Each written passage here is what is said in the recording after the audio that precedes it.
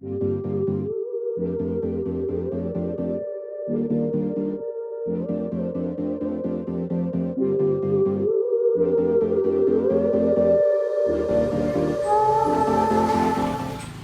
mga ka-e-bike! Andiyan na pala kayo. My name is Jenna, ang SC Girls na Scooter City. At ngayon naman ipakilala natin sa inyo ang bagong unit ng Scooter City, ang Rise.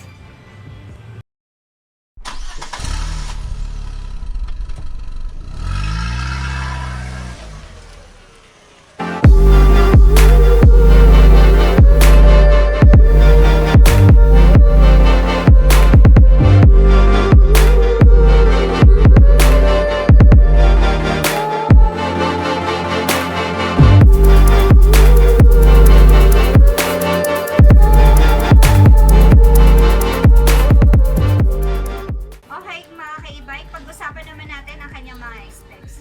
Unahin na natin ang kanyang motor. Ang kanyang motor ay 1,000 watts. Meron siyang speed na 35 to 45 km per hour. Tapos, ang kanyang battery ay 60 to 20 ampere. Distance range ng kanyang full battery ay 30 to 40 km. Pero, depende pa rin yun sa kanyang capacity loaded. And then, ang kanya namang brake system ay disc brake na. Mas maganda na siya ngayon dahil mas matibay na ang kanyang pangilalim. At mga ka-e-bike, ang kagandahan dito, meron na siyang adjustable sidebar.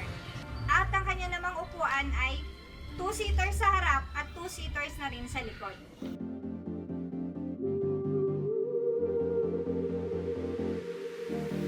At ang kanyang maximum capacity ay 300 kg.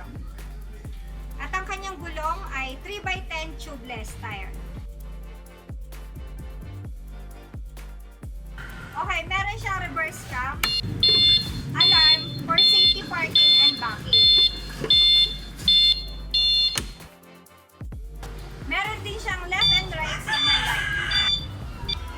At mga ka-e-bike, ang kanyang throttle at pedal ay para na siya sa sasakyan.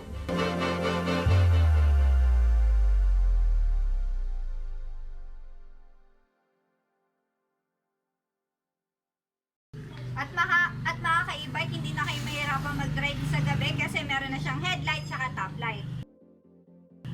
Meron din siyang vehicle horn. At meron na rin siyang handbrake na para sa inyong safety park.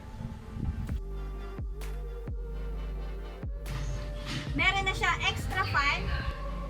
Meron din siyang extra tire para kung sakaling kayo ay masiraan sa daan, meron kayong magagamit. At mga ka-e-bike, meron siyang large storage capacity para kapag kayo ay namimili, meron kayong lagayan.